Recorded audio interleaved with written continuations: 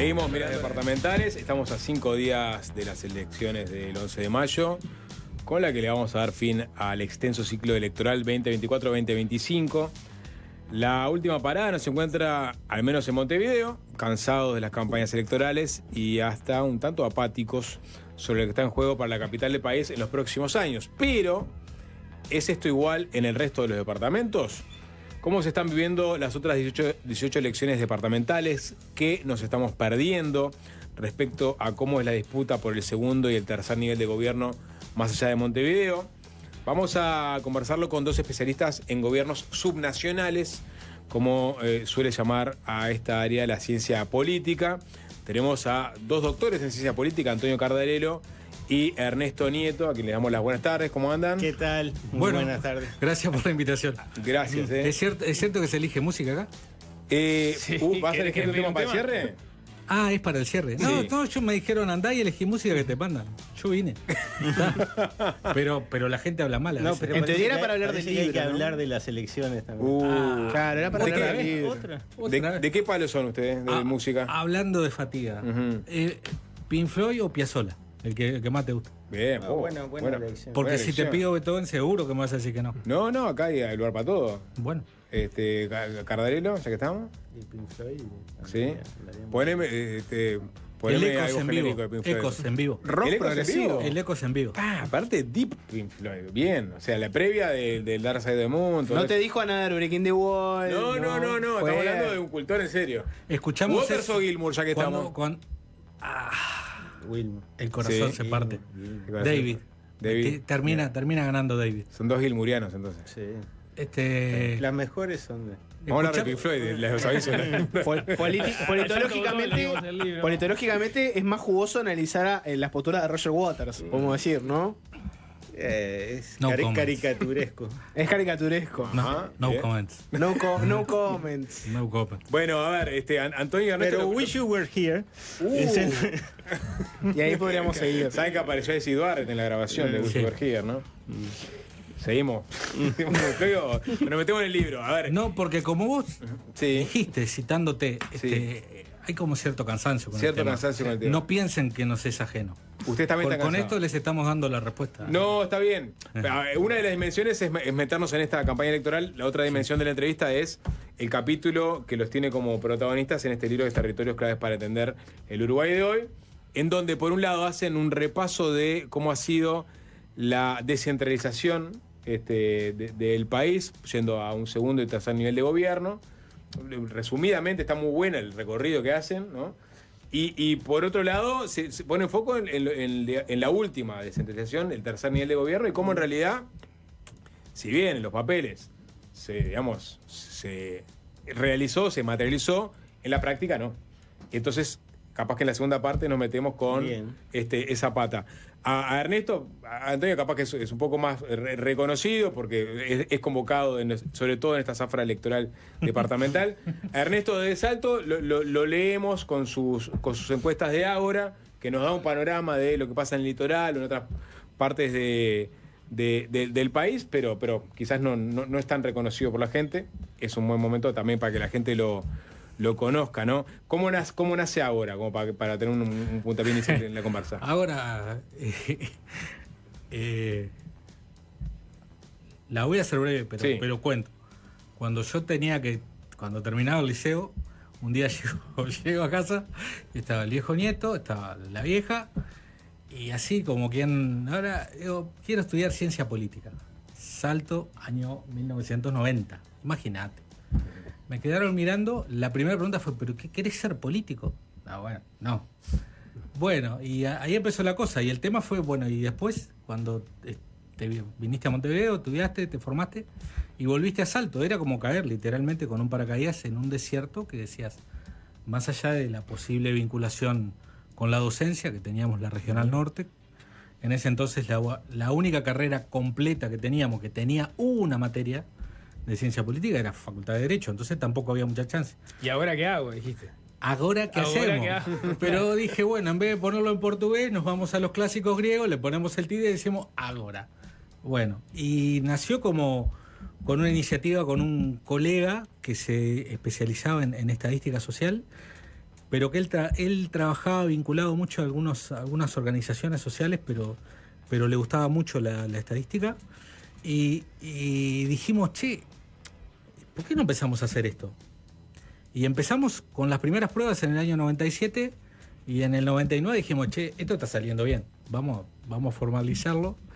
Y bueno, así nació. Uh-huh. Así nació y bueno, este año cumplimos 26, o sea, ya hace muchos años.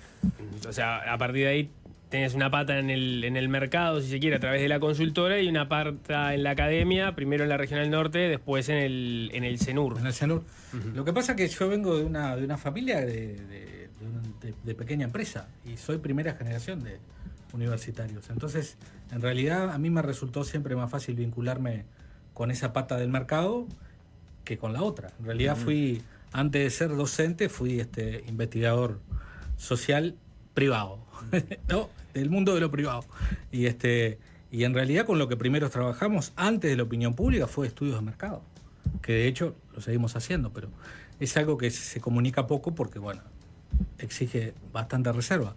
Uh-huh. Pero entonces convivo con los dos mundos y de hecho a mis hijas que son más grandes, pero a mi hijo que ya empezó este año en la universidad, les digo que me parece una excelente idea tener un tránsito por el mundo de lo privado, por el mundo de lo empresarial, por el mundo del mercado.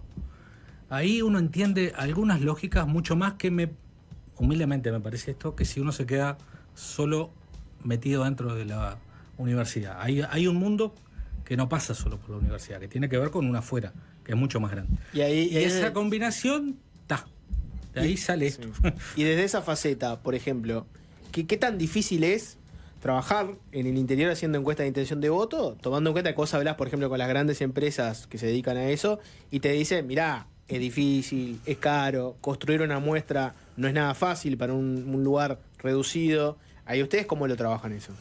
Mirá, a nosotros, por primera vez en este ciclo electoral hay muchos colegas tuyos de distintos medios que me han preguntado lo mismo. La pregunta es parecida, pero va por otro lado. Dice, bueno, ¿por qué no tenemos encuesta de los 19 departamentos? Y las razones son las que te dan todos los colegas de las empresas de acá. La única facilidad que nosotros tenemos es que creo que como hace muchos años, y que además somos del interior, por ahí podemos hablar en un lenguaje y en un mano a mano distinto que algunas empresas acá. Pero después no hay mucha variación en la respuesta. 20 años atrás yo te hubiera dicho, todavía tenés un montón de dirigentes políticos que ellos creen que la encuesta no les es tan importante. 25 años atrás te hubiera dicho, la mayoría de los dirigentes piensan que de verdad esto es una cosa para la política nacional, pero no para la local. Con olfato que ganan. Que no lo necesitan. 20 años ya no. Hoy te diría que los que no lo tienen es que verdaderamente porque no tienen los recursos para hacerlo. Pero a eso te lo complemento. Tengan en cuenta que en el interior tampoco tenemos medios que por lo general puedan hacerse cargo de estos costos. Son los propios partidos, los dirigentes. Entonces, por lo general son los partidos, o más que los partidos, sectores o dirigentes, y en algunos departamentos sí tenés algunos medios, pero muy, muy poquitos. Entonces se da una combinación de elementos como para que, si bien en Ágora, por ejemplo, en esta hicimos en varios departamentos, bueno, es muy difícil que podamos hacer de todo porque no hay un mercado que pueda financiar estos estudios. Y mezclando un poco los dos temas, porque así hacemos un puentecito. Cortito el puente, ¿no? Sobre la territorialización. Ahora, capaz que lo que nos tiene un poco cansados también es que en muchos casos el panorama es bastante cierto, ¿no? Yo qué sé, mirás el panorama de algunos departamentos y es bastante claro que, por ejemplo, no van a cambiar de su color político. Y incluso los propios dirigentes a veces vienen con un discurso vinculado con ese tema. Por ejemplo, ¿no? El blanco y colorado que no puede entender cómo en Montevideo se sigue votando al Frente Amplio pese a que Montevideo está sucia, etcétera. Podemos ir al caso inverso, ¿no? El Frente Amplista que no puede entender cómo en el interior, en determinados departamentos, se sigue votando un partido político que viene de escándalos, de clientelismo, etcétera. Estamos tan territorializados no solo a nivel de Estado, sino a nivel política, que hay departamentos que directamente ya la batalla no está ni empezada porque no se va a dar. Yo empiezo y vos seguís, si no... No, yo vine a escucharte. Si no va a ser bullying. Yo voy a arrancar por algo que no tiene que ver con lo territorial, sino que tiene que ver con la presentación. Hay un proceso de fatiga electoral, pero porque el diseño que tenemos hizo que el proceso sea demasiado largo. Pero esto no le pasa solo a la ciudadanía, le pasa también a los políticos. Cuando vos hablás en el mano a mano, están cansados, están sin un mango, literalmente, hay muchos que están... Porque las elecciones son caras, las departamentales además se pagan mucho menos que las nacionales, y la inversión para las departamentales en los territorios es mayor. Entonces el resultado es inversamente proporcional. Tienen que gastar menos y tienen que gastar mucho más y reciben menos. Pero nos quedó muy largo el ciclo. O sea, tenemos que hacer algo porque se llega con cansancio ciudadano, con cansancio a la hora de informar, otra vez elecciones, y eso no está bueno para la democracia. O sea, no está bueno. Sobre todo porque lo mismo lo podríamos resolver en bastante menos tiempo. Antonio, ¿compartís eso? Sí. A ver, por un lado... Antonio está cansado. Claramente está cansado, pero puede ser por otra cosa. Uno podría decir que por un lado tener muchas elecciones es positivo, ¿no? Siempre hablamos del proceso de democratización en Uruguay en la década del 20 del siglo pasado y cómo las sucesivas elecciones fueron fortaleciendo ese pasaje que los historiadores llamaron de las armas a las urnas, esa suerte de gimnasia electoral, de que las cosas se dirimen votando y de que no perdés todo porque al poco tiempo hay otra elección y tenés algo para ganar. Pero es cierto que este ciclo que arranca en junio de un año y termina en mayo del otro, genera un cierto efecto de saturación. De hecho, fue una de las cosas que se discutió bastante. Vamos a cumplir 30 años el año que viene de la reforma del 96.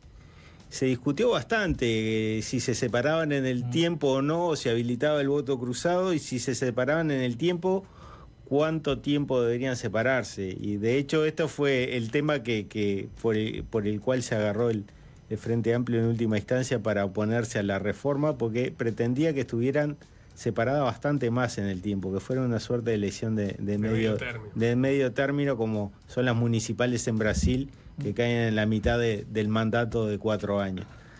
Entonces se dan todas esas cuestiones que dice Ernesto. Mucha gente se resulta cansador. Recién asumió un gobierno y 60 días después tenemos una nueva elección. Y el tema de la financiación, ¿no? Eso es muy importante. Aparte, los políticos también, como dice Ernesto, están cansados porque hacer una campaña electoral te implica muchos días fuera de tu casa, viajar. Y en el interior decís, bueno, está dentro del departamento, sí, pero tenés que viajar por todas las localidades y eso implica levantarse temprano, acostarse tarde, de repente tener una reunión a 100 kilómetros, 150 kilómetros con 15 personas y lo tenés que hacer. Pero, implica costos también. Pero el tercer nivel de gobierno de alguna forma no le facilita el trabajo a ese candidato a intendente porque sabe que tiene localmente gente que responde a esa persona y hace política local. Claro, pero eso si tuviéramos todo el país municipalizado, todo el territorio y la mayor parte de los habitantes, y no es el caso. Ese es lo más jugoso del capítulo que tiene usted, me parece. Esa es una de las cuestiones, porque se ha ido avanzando en la municipalización, pero estamos en un proceso. Que va lento, ¿no? No hemos terminado. Va lento.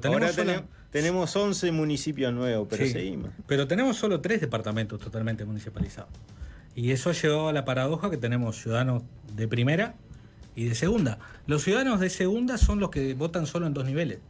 Y vos tenés ciudadanos de primera que eligen 3 niveles de gobierno, que tienen un gobierno local.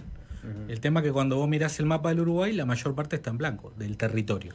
No tiene municipio. Para terminar de responder a lo del ciclo, yo la otra vuelta propuse así.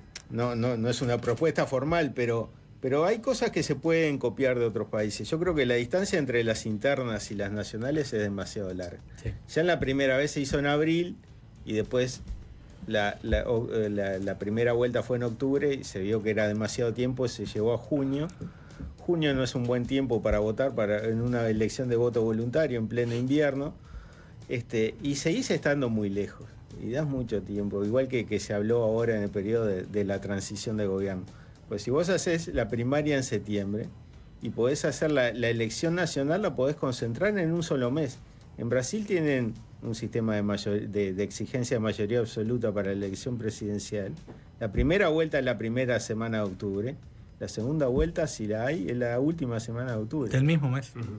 Con 2 semanas, 3 semanas te alcanza. Si ya conoces a los candidatos, a los dos que pasaron, ¿qué más vas a inventar? ¿Por qué precisas un mes? Con 2 semanas te alcanza. Incluso vos decís, con los teniendo los precandidatos, porque vos vas a una interna con un montón de candidatos, Claro. de precandidatos. Y en un mes ya quedó instalada la candidatura y fue y compitió para las nacionales legislativas. Exacto. Ujú. Y ahí achicás bastante el ciclo. ¿Y qué dicen los políticos? Y hay otro efecto que es no deseado y que yo de verdad recién ahora me he puesto a reflexionar, que es que cuando alguien compite tanto con otros, porque los tenés en 4 instancias compitiendo, entre ellos, después con los de afuera, después de nuevo con los de afuera, y ahora en esta compitiendo en 2 niveles distintos. ¿Cómo generás acuerdo después? Cuando vos te enfrentaste tantas veces, en tan poco tiempo. Y esa es una dimensión que de verdad no la hemos explorado, pero a mí me parece que Y ahora con un gobierno que no tiene mayoría. está a los ojos vista cuando pasan cosas como la que ocurrió ahora con un parlamento conformado que surge en octubre, y vos los tenés ahora compitiendo por porciones de poder relevantes, ¿no? Los gobiernos departamentales son el poder importante que hay afuera de la capital del país. Y después se tienen que sentar en una mesa siendo que están compitiendo. Esa es otra razón para achicar, para cortar. Que no haya tanta. Porque vos después tenés que construir. Y si no tenés mayorías, de algunos acuerdos tenés que llegar. Bueno, el hecho de enfrentarte tanto conspira. Es como si vos siempre te agarraras a las piñas con un tipo y después tuvieras que sentarte a tomar el café para negociar. No es fácil. Eso es un argumento en contra de las elecciones de medio término. Es un argumento de tantas instancias, ¿no? Pero son reformas que ni siquiera Antonio, las estamos proponiendo. Antonio, vos Son tirás arriba de la mesa. ¿Y qué dicen los políticos? No, pará, yo necesito un margen mayor para poder negociar, tener alianzas. Me matás si me pones, me pegás tanto en las elecciones. No sé, Bueno, pero esas cosas se van manejando. O sea, nadie se cree que la calle Pou armó su coalición de gobierno, su alianza electoral entre la elección de octubre y la de noviembre de 2019. Eso ya se venía negociando desde hacía mucho tiempo. Uno podría decir que la coalición nació aquel día que fueron a denunciar por lo de ANCAP, que fueron todos de gabardinas. Las gabardinas Yo le pondría esa la partida de nacimiento de la... O sea, esas cosas se van hablando mucho tiempo antes de las elecciones. Cuando se dicen los políticos siempre están pensando en las elecciones, la respuesta es sí. Y ahora va a terminar esta elección y ya van a empezar a pensar en la que viene. ¿Saben en dónde hay menos desgaste electoral? En los municipios más pequeños. En los municipios más pequeños, esta elección se viene convirtiendo en quizás la más importante de todas. Por ejemplo, vos tenés municipios, habría que entrar a redes sociales privadas de candidatos. Tenés municipios pequeños del país donde hicieron caravana. No hicieron caravana ni en las nacionales ni en la segunda vuelta. Hicieron caravana ahora, con los candidatos a alcalde. Vayamos a eso. Como decía el Sapo, parte de, digamos, una de las tesis que ponen arriba de la mesa, lo han puesto antes, algo que ya vienen diciendo, ustedes han escrito juntos más de un artículo. Sí, ya somos un matrimonio. Un matrimonio editorial. En reiteración real. En reiteración real. Es esto de que la municipalización en Uruguay, el tercer nivel de gobierno, es incompleto, entonces eso genera una diferencia entre ciudadanos. Hay ciudadanos que votan solo 2 niveles de gobierno, hay ciudadanos que votan 3 niveles de gobierno, pero en líneas generales, ¿qué visión tienen sobre el proceso de descentralización, sobre la importancia de que exista efectivamente un tercer nivel de gobierno? Yo voy con una cortita. Tenemos información empírica que se ha recogido en distintos momentos, y incluso yo he hecho mucha encuesta con este tema, y cuanto más pequeño es el municipio, mayor es la aprobación del alcalde y mejor es la valoración del Instituto de Gobierno municipio. Y concominantemente la prueba empírica de fuego, que es cada vez gente vota más ahí. Municipios más pequeños votan más a lo municipal que a lo departamental. En la elección pasada, por ejemplo, septiembre de 2020, aún con pandemia, tú tenés que en más de 40 municipios, de los 125 que tuvimos, eran 42 o 43, hubo más votos a lo municipal que a lo departamental. O sea, la gente va desacoplando el voto. Bueno, no me convence mucho el candidato a intendente. Hay una relación Votar. que es inversamente proporcional, la población a la participación en la SELE.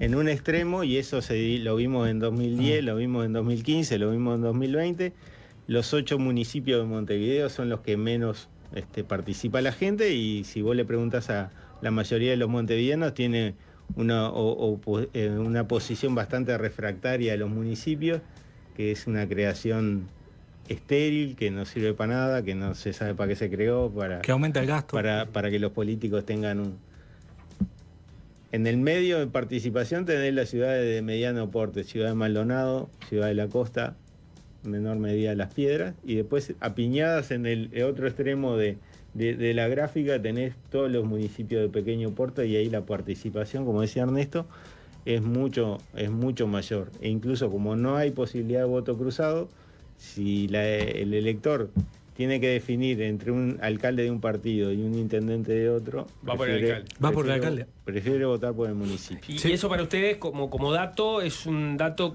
concluyente de que está bueno tener municipios.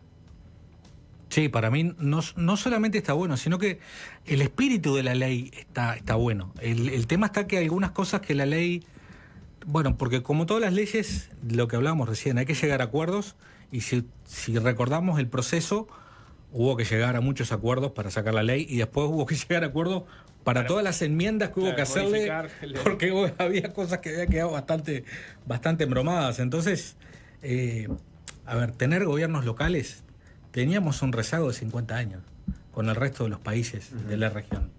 El tercer nivel de gobierno existe, o sea, para nosotros le llamamos municipio a lo que en otros lados eran estados, provincias, ¿no? Entonces nos pusimos a tono, pero nos pusimos a tono de una manera muy dispar y quizás sin el mejor diseño. Ahí no tuvimos en cuenta la heterogeneidad del país. Por ejemplo, la diversidad que tiene Montevideo y la cantidad de población no condice con poder tener municipios tan efectivos. Claro, lo que pasa es que el argumento para los políticos, uno entiende, para nosotros de la academia es más fácil decirlo, para ellos que lo tienen que implementar es más complicado. Claro. La municipalización en Montevideo va a tener un impacto y va a ser efectiva si se crean más municipios. Hay que crear más municipios y crear identidad, porque en Montevideo todavía los municipios se siguen identificando con las letras. ¿Qué quiere decir municipio A? ¿Dónde voto yo? ¿Voto en el B? ¿Voto en el CH? ¿Quién es el alcalde? ¿Dónde está la sede del municipio? ¿Para qué sirve? ¿Para qué sirve? ¿Qué voy? Si yo vivo en el Paso de la Arena y la sede de mi municipio está en otro barrio, ¿qué me queda más cerca? ¿Ir al municipio o si voy a trabajar al centro voy a la intendencia? Y bueno. Sí, pero ¿por qué iría? También supongo que es una discusión, ¿no? Claro. ¿Para qué preciso ir acá? Porque tiene más potestades. Y bueno, ¿y cuáles son las potestades? Que también ese es un problema. O sea, hay 3 patas de la descentralización. Esto es como un catecismo que repetimos todas las veces. Está la descentralización política, la administrativa y la fiscal. En Uruguay se avanzó en la descentralización política. O sea, los municipios se volvieron electivos. Antes había municipios, las juntas locales, pero eran designadas, integradas y designadas por el intendente, salvo 3, que eran Río Branco, Bella Unión, Bella Unión y San Carlos. Una en el 60, Río Branco, las otras 2 en el 94. Las únicas 2 electivas. Y entonces eran designados por el intendente. Bueno, avanzamos en la descentralización política. Tienen legitimidad electoral. Los alcaldes y el resto de los concejales pueden pedir hacer cosas. Pero no se avanzó tanto en la descentralización administrativa. ¿Cuáles son las funciones específicas del municipio que se distinguen respecto a lo que hace la intendencia? No está claro. En algunos casos parece que sí, que es, bueno, todo lo que tiene que ver con calle y recolección de basura. Sí, pero los recursos los sigue manejando el intendente. Y los funcionarios son de la intendencia, no de los municipios.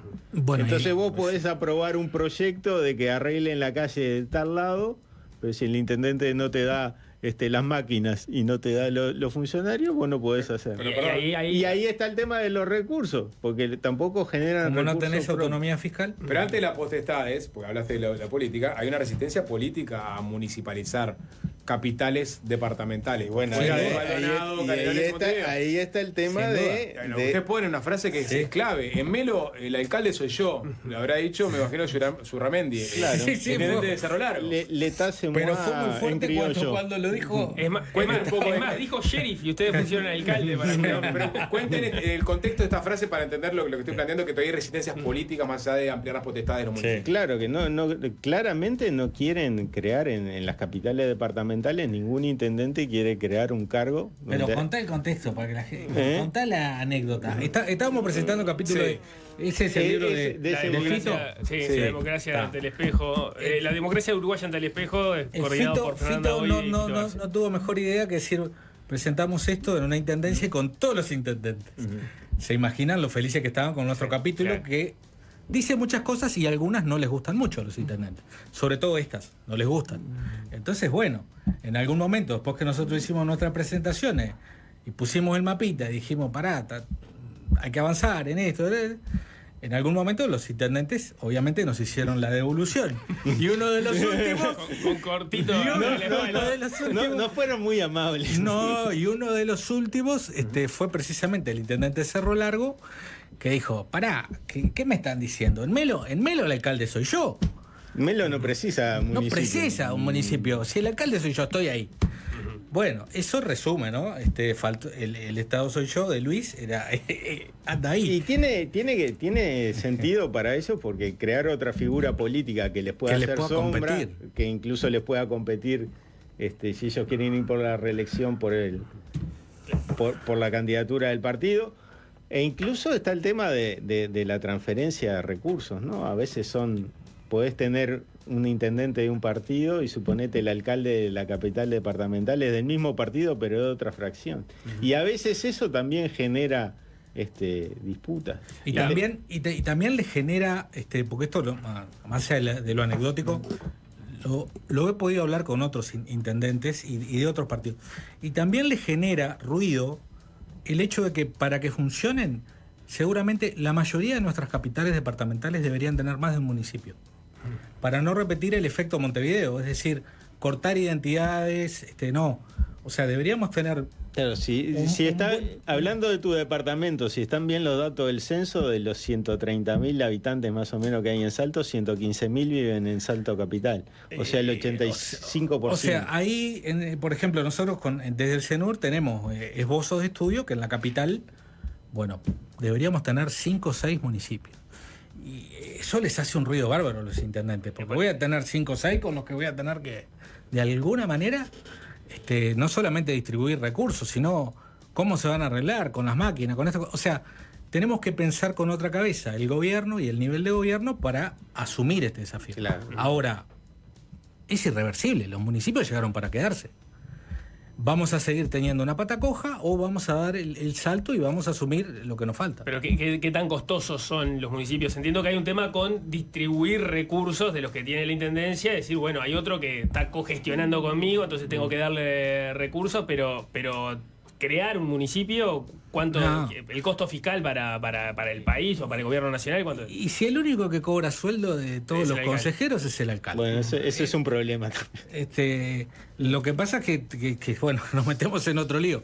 Pero, a ver, los gobiernos departamentales No podés- en las capitales tienen locales que perfectamente podrían ser transformados en municipios. O sea, Ujú. No hay problema de infraestructura edilicia. no es que Y- tengas que y- decir, y- tengo que crear un monumento para... No. Y el tema del costo, del sistema político no representa un porcentaje tan importante del presupuesto como se cree. Esto no es muy simpático No para es, la mayoría de no la es. gente, pero siempre repetimos otra frase: la democracia cuesta. Si vos te querés tener una democracia de calidad, cuesta. Y es mucho peor tener políticos supuestamente amateurs como los ediles, donde en realidad lo que tenés es opacidad. Tenés falta de transparencia, porque nadie sabe cuánto ganan y depende mucho de qué departamento y depende incluso dentro del departamento de cada partido, y hay especulaciones, 2x3 sale en la prensa local de algún departamento, los ediles ganan tanto, los ediles ganan cuánto, y son todas especulaciones. ¿No sería mucho mejor blanquear y saber cuánto ganan y que la misma función tenga la misma retribución? Hay que hacer una tanda, pero ahí vamos a poner la perspectiva liberal-libertaria sobre la mesa, ¿no? La democracia cuesta caro. ¿Qué se le contesta a alguien que viene con este argumento y que dice, está bien, es entendible eso? Ahora acá también hablamos de cosas que son prácticas, como por ejemplo, no sé, el ABC, ¿no? El famoso levantar la basura, el alumbrado, etcétera. Si yo como ciudadano, yo lo que quiero es que mi cuadra esté limpia, se levante mi basura, etcétera. A mí realmente, ¿qué me cambia tener en ese proceso de que me levanten la basura 10 autoridades políticas involucradas versus 2? Porque yo debería tener un alcalde en ese proceso y no simplemente una intendencia que haga bien su trabajo y que cumpla. Los ciudadanos encuestados en 11 departamentos frente a preguntas de ese tipo te dicen que hoy los servicios se prestan bastante mejor que cuando tenían juntas locales, en donde había juntas locales. Porque no era que habían todo, no. Te dicen que hoy los municipios funcionan y funcionan bien. No es un me gusta, es un funciona mejor. No, funciona mejor y funciona bien. Los que tienen edad para haber conocido lo anterior, te dicen que funciona mejor. Hay un artículo muy interesante que hicieron Fernando Rosenblatt, Felipe Monestier, Rafa Piñeiro y alguien más, y Germán Videgain, sí. Eran 4. Que hicieron un experimento natural en 2 ciudades de igual tamaño, 2 localidades de Florida. Una municipalizada, creo que era Sarandí Grande. ¿Y la otra? Y la otra, no me sale el nombre ahora, perdón. Pido perdón, pero... Igual se entiende el concepto. Dos lugares, en uno hay municipio y en otro no. Misma población, muy similar, misma fuente de ingreso, de muy actividad productiva además, similar, una municipalizada, otra sin municipalizada. Todas las preguntas que decía Ernesto referente a la opinión sobre gobierno, a la opinión sobre la importancia de la política, de participar en política, de valorar la democracia, eran muy diferentes en la ciudad que estaba municipalizada respecto a la que no estaba municipalizada. Y eran mayormente muy positivas, una con relación a la otra, a favor en donde hay municipios. ¿Y esto es solo la opinión de la persona que te dice me parece que funciona mejor? ¿O efectivamente es medible y decimos acá comprobado que funciona mejor, no sé, la recolección de la basura? Y bueno, lo pasa que lo que sienten en el interior es que vos tenés una capacidad de hacer tus demandas. Ahí efectivamente, que es lo que está en el espíritu de la ley que crea los municipios, de tener a alguien a quien llevarle tu problema, y que los alcaldes muchas veces no tienen la capacidad de resolverlo ellos mismos, pero sí tienen resortes de poder o tienen la capacidad de ir directamente al intendente y plantearle. Muchas veces se da la discusión, bueno, yo tengo legitimidad electoral también y vos no me querés dar los recursos. La OPP ha tratado a través de dar dinero por programa, porque dos fuentes de financiamiento tienen los municipios: el presupuesto que le destina el gobierno departamental y lo que traslada el gobierno nacional en el fondo que está creado para el sustento de los municipios. Y cada vez más la OPP ha tratado de que los municipios puedan efectivamente llevar a cabo los presupuestos esos que manejan. Bien. O sea, la realidad del municipio que ustedes ven acá es muy distinta de la que ves en una localidad que tampoco sea tan pequeña. Te pongo como ejemplo Yun. Yun, en el medio de Río Negro, tiene 15.000 electores, una cosa así. No es de 3.000, de 2.000, no. Bueno, anda por Yun y preguntales. Y la relacionamiento con el resto del sistema político. Una vuelta en otro trabajo que hicimos, entrevistamos a distintos alcaldes y me decía uno, mira, yo antes de ser alcalde estuve cuando esto era junta local designada por el intendente. ¿Quiénes venían a verme qué precisaba o qué quería? Los ediles departamentales venían a decirme qué precisaba, cuál era mi demanda, ellos se lo llevaban al intendente. A partir de que se crearon los municipios y yo soy alcalde, ¿quién viene a hablar conmigo a ver qué preciso y qué podemos hacer? El diputado del departamento. Ya subiste de nivel y la relación con el gobierno departamental es muy distinta a cuando es el intendente el que te designó a cuando vos tenés la legitimidad electoral. Y bueno, tenemos una tanda. Queda la pregunta, capaz que la responde después, si están a favor de habilitar el voto cruzado en las departamentales. Se la dejó picando, y porque eso es un reclamo de población, ¿no? Conoce muy bien a su vecino, yo quiero estar con él. Pero después no, el que está allá arriba no me interesa tanto. El tema de la cercanía. Estamos hablando con Ernesto Nieto y con Antonio Cardarello sobre elecciones, sobre descentralización y sobre este libro también que se llama Territorios Claves para entender el Uruguay de hoy, cuyo uno de sus capítulos los tiene como protagonistas. Ya venimos. Fácil se impone. Fácil desviarse. Para mejorar la gestión de los residuos en Montevideo, vamos a diseñar un sistema de recolección con distintas modalidades y tecnologías. Seguimos conversando con los doctores en ciencia política, Gerardo, que digo de leer los números de los coordinadores. Antonio Cardarello y Ernesto Nieto. Mandale saludos a Gerardo, que dijo que nos estaba escuchando. Bien, perfecto. Un abrazo. Antes de meternos a mirar un poquito más fina la elección departamental que se juega este domingo, el voto cruzado, ¿qué opinan ustedes? Ese reclamo de poder votar de un partido uno y a nivel departamental otro. Lo que pasa es que tenemos una tensión ahí, que es una tensión entre ejecutar el máximo de libertad posible de los ciudadanos, decir, bueno, voto por el candidato que quiera, ni el nivel que quiera, pero nosotros sabemos, y hay mucha información acumulada en distintos países, que a veces ese nivel de libertad que cruza coso también destruye algo importante, que son las estructuras partidarias, o por lo menos tiende a debilitarlas. El voto cerrado y atadito como lo tenemos en Uruguay permite que los partidos sean fuertes. Nuestra democracia en Uruguay se asienta mucho en esa tradicional partidocracia. Es una democracia de partidos sólida a nivel nacional. Si vos desatás ese paquete que viene atado, bueno, vos podés estar debilitando esas estructuras fuertes. Entonces, quizás haya soluciones alternativas que no debiliten a los partidos y que le den alguna libertad a los electores, como por ejemplo separar en el tiempo algunas instancias. Pero separar bastante, no que te queden en un ciclo, sino separar, por ejemplo. Alcalde, intendente, por ejemplo. Por ejemplo, podríamos, ¿por qué no separarla? A mí lo del voto cruzado en nuestra tradición y en nuestra escala humana, de verdad me da más miedo de lo que produzca si tenemos partidos que se diluyan, que pensándolo en el voto cruzado, que por otra parte iría contra toda nuestra tradición desde hace cientos de años. Tuvimos una experiencia nada más de voto cruzado, que cuando rigió la Constitución de 42, que tuvo 10 años, entre 42 y 52, y ahí se permitía. ¿Y por qué se permitía el voto cruzado y por qué se permitía la creación de lemas permanentes ad hoc? Bueno, porque el Partido Nacional se había dividido a raíz del golpe de Terra y existía el Partido Nacional y el Partido Nacional Independiente, y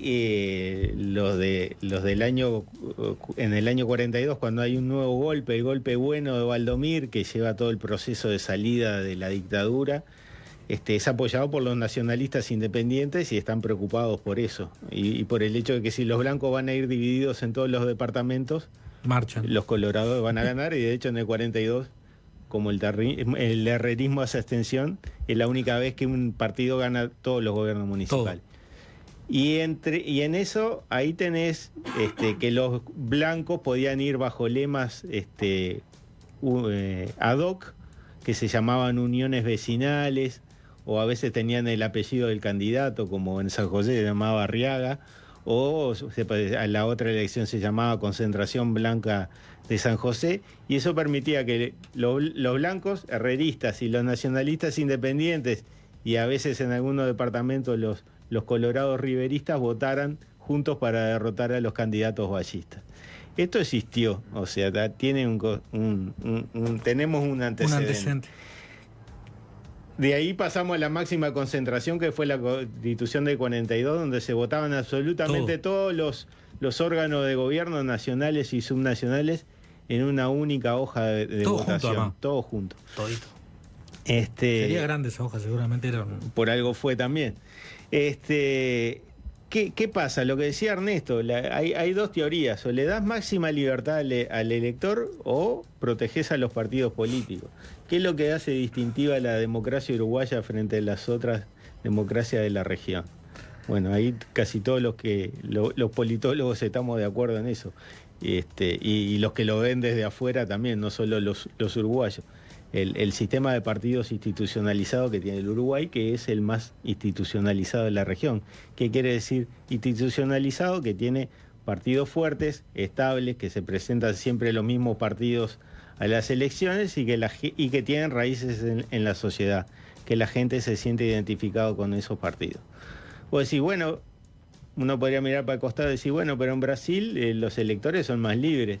Sí, en las elecciones los brasileros van y votan por presidente, senado y diputados federales, gobernador y asamblea legislativa estadual. Y en cada una de esas elecciones puede votar por un partido distinto. Partido y candidato distinto, además eligen el candidato. ¿Qué resultado tenés?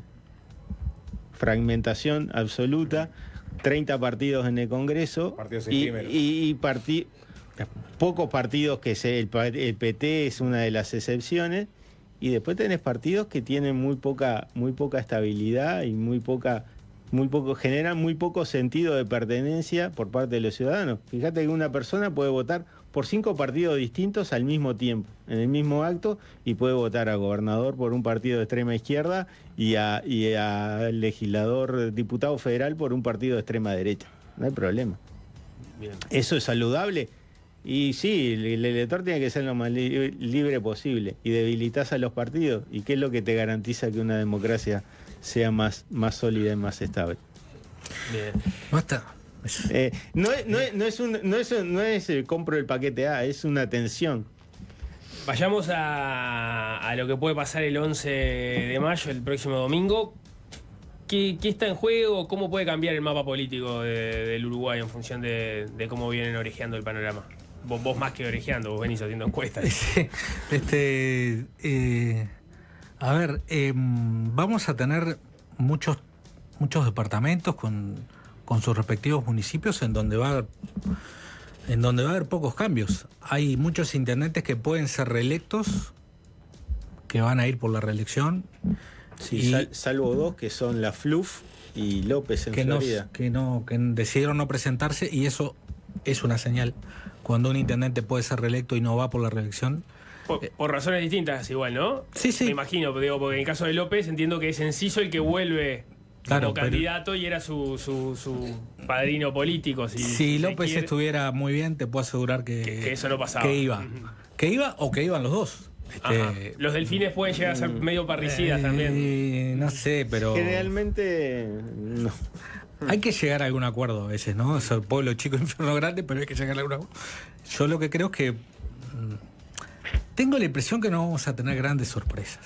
O sea, cuando digo grandes sorpresas es, a ver, va a haber alguno de esos departamentos en donde nunca ganó algún partido y que gane.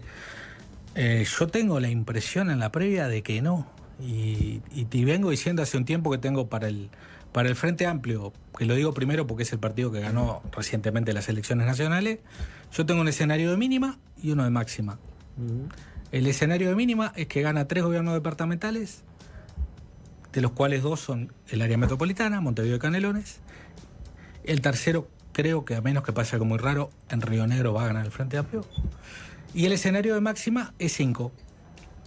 ¿Ahí cuáles se te sumarían? Y ahí se le sumarían la posibilidad de Salto. Salto es una elección. Me dijo un amigo el otro día, dice, así que Salto está para comprar pop. Le digo, ¿qué es comprar pop? Dice, comprar pop y te pones a mirar la serie. Bueno, sí, Salto, creo que, sobre todo Salto Ciudad, que es lo que nosotros más hemos investigado, sí, va a haber una diferencia pequeña, sea quien sea que gane. Y bueno, y después de los que nosotros hemos hecho investigación, hasta ahí voy 4, pero creo que por empresas colegas, con las cuales siempre hablamos e intercambiamos información, creo que hay 2 departamentos que yo no los veo, pero los colegas me dicen que por lo menos están dentro de las zonas más competitivas. Uno es La Valleja. Uno es La Valleja. Y bueno, otros colegas ven más competitivo que nosotros a un Soriano, que nosotros lo vemos competitivo, pero yo creo... 2 puntos de diferencia. en la Nosotros última sí, edición. 2 puntos, pero el tema es, de verdad, el perfil de los indecisos ahí a mí me lleva a creer que van a ganar de nuevo el Partido Nacional. Y en este remate de campaña con Besosi... Y que Besosi puede salir de la casa. De actividad permanente política. Claro, Sí. sí. Redimido de alguna forma. O sea, eso es lo que yo voy a decir algo, sí, que nadie se los dijo. En Rivera va a volver a ganar el Partido Colorado. Ajá, mirá. Nueva esa. Podemos ir titulando por ahí. Rivera Va a ganar el Partido Colorado. Delfín. ¿Saben que no? Va a ganar Santos. Sí, Va a repetir. ¿Sabe que un dirigente, un importante dirigente nacional del Partido Nacional, el otro hace unas semanas hablaba y me dice: ese departamento, hasta que no le cambiemos el nombre, van a seguir votando los Colorado. Lo dijo como con un odio histórico. Bueno, así, pero viste, en Flores, visceral. en Flores siempre ganan los grandes. Sí, pero Ahí tiene que ver con el origen. tiene que ver con otra Y si cuestión te histórica. guías un poco por los movimientos de Yamandu Orsi, ahora que está de recorrida en el interior, y la calle Pou, que también dejó la presidencia y empezó a recorrer el interior Hizo el también. primer acto en Salto. Claro. Mirá si la calle Pou Sí, sí, el estuvo en domingo. Salto fuerte y también recorre La Valleja y Colonia. Estuvo en Río Negro hoy, creo. Y en el caso de Yamandu Orsi estuvo por Soriano. Y no sé si ya estuvo o va a estar en Río Negro y La Valleja. En Río Negro y estuvo. y en Florida también Río iba a Negro estar. estuvo hoy. En Florida estuvo. O si no fue, va a ir. Entonces, Sí. claro, ahí te guías un poco por esos movimientos y decís, acá hay un interés. Sí. Florida, por ejemplo, ¿presenta a un escenario competitivo o no es tan así? Nosotros lo vimos más de 2 veces, pero hubo un cambio muy relevante. Cuando lo veíamos el año pasado, tanto antes de la Nacional como inmediatamente después de la Nacional, el FA aparecía en una situación más que competitiva, hasta liderando una intención de voto departamental. Pero cuando lo volvimos a medir con Enciso en la cancha, se quebró la tendencia. Se quebró la tendencia, ya el último informe nuestro creo que fue de febrero en Florida, ya el Partido Nacional estaba arriba, y claramente con un perfil de los indecisos como el de Soriano, que no te dicen a quién votan, pero te muestran mayores preferencias por algunos candidatos por sobre otros. Entonces, me parece que en Florida la figura de Enciso vino para asegurar el... Era una historia con el pájaro enciso y otra sin. Sí, sin duda. De hecho fue el que quebró, ¿no? Porque Florida era uno de los departamentos competitivos que teníamos sí. hasta 2010. Y él repitió. Ahí se iban alternando todo. Habíamos tenido Bueno, Colorado, el Frente- Partido Nacional, Colorado, Partido Nacional, Frente Amplio. Uno al frente. Y ahí vino Enciso y es el primero que logra repetir Sí. y que logra reelegirse en más de 40 años, incluso para atrás.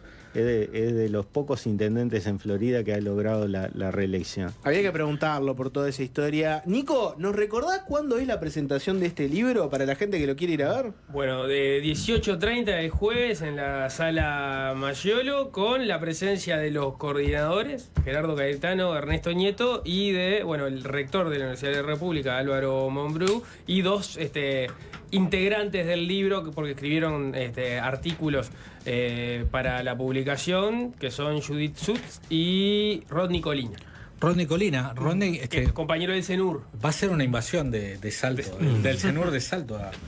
No vamos a ser mayoría, pero va a ser competitivo. Tiranos un par de titulares, Ernesto, de el sentido del libro, porque hablamos en particular del artículo que ustedes escribieron en conjunto con Antonio, pero el libro, con ese anclaje de los territorios, va por otras dimensiones. Mira, El libro es un precioso libro, porque hay muchos colegas de muchas disciplinas que resumen. A veces hay artículos de 12, 15 páginas que resumen muy bien situaciones que nos están pasando. El libro parte de la premisa de que el Uruguay no es tan homogéneo como muchas veces se piensa, que es mucho más diverso, que tenemos distintos territorios, que los territorios tienen distintas particularidades y que está cambiando, y que algunos cambios son bastante acelerados, que en este comienzo del siglo XXI es bastante diferente que el final del siglo que pasó. Y el objetivo del libro es que la gente común y corriente que le interese pensar al país pueda leerlo. Es un libro que se puede leer por capítulos, hay preferencias. Hay capítulos que hablan de cómo está cambiando nuestra población, de que hemos cambiado mucho, cómo nos movemos adentro de un gran territorio, pero nos movemos, de que no crecemos más. Hay capítulos que hablan de economía, hay capítulos que hablan de aspectos culturales, hay capítulos que hablan de seguridad y de inseguridad permanente como tema prioritario para los uruguayos. De medios de comunicación. Hay todo un precioso trabajo que hace Tomer Urwitz. Y Santiago Soravilla. Nunca sé cómo pronunciarlo, al Urwitz de Tomer y Santiago Soravilla, que es un precioso capítulo que muestra esa nueva composición de los medios y que pone foco además en muchas cosas que han pasado en el interior con los medios, que también hay cambios sustantivos. Hay capítulos con cambios culturales trascendentes y con todo lo que vino después de la pandemia, por ejemplo, y con algunos dolores muy recientes de nuestra sociedad y que quizás no los hemos terminado de asumir porque nos están impactando. Entonces hay para entretenerse, y sobre todo lo que pretende es arrojar luz. Bueno, vamos a pensarnos como sociedad, más allá de esta cuestión de la diaria y de la confrontación diaria y de las elecciones. Bueno, pensémonos como sociedad. ¿A qué cosas podemos... ¿De dónde salimos? Hay muchos capítulos que hacen propuestas, además. Es el último capítulo que es polémico, que dice que el Dark Side of the Moon es mejor que el de Wall de Pink Floyd. ¿No? Eso es indiscutible. Gracias a Ernesto Nieto y Antonio Cardarello por estos minutos. Un paréntesis, sí. no hablamos nada. Yo no firmé ese No último hablamos nada de las elecciones municipales, porque Ernesto habló del pronóstico de las departamentales. Ah, bien. Sí. Bueno, hable. Vamos si a lo tener dejan. 136 municipios esta vez. De 125 de la Sí, pasada. en los 125 de las pasadas, el 90 ganó el Partido Nacional.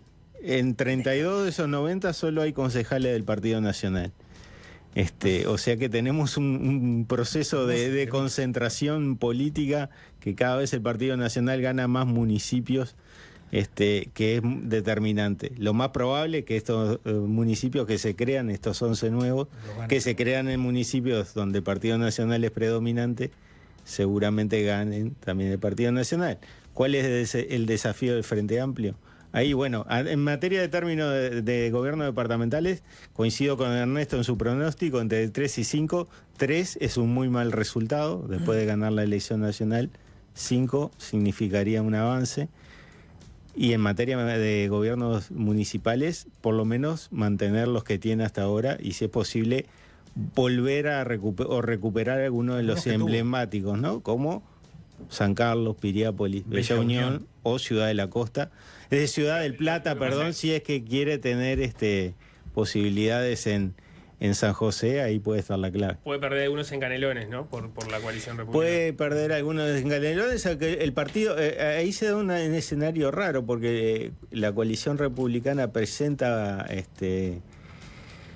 varios candidatos, muchas hojas, pero también presenta el Partido Nacional por su lado, en Canelones. Ahí tenemos una cuestión vamos a ver cómo vota. Si el Partido Nacional le roba votos al partido Coalición Republicana, ahí puede favorecer las chances del FA. Bien, pero se podría dar ese escenario, sí. El efecto de la Coalición Republicana en los 3 departamentos, pero en particular en Canelones y en Montevideo, puede ser de reforzar las posibilidades de ganar municipios o de mantenerlos para la coalición republicana. No, 94 hubo un plebiscito para implementar el voto cruzado.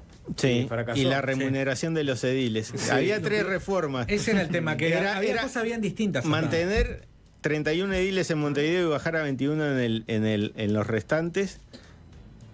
Habilitar el voto cruzado y remunerar a los ediles. 28,5 sacó, lejos de ganar. Ernesto. Bueno, ahí hubo otra cosa que fue el filtro 4 días antes. También. Pero es harina de otro costado, como decía uno. Gracias, Gracias. Es fácil desviarse.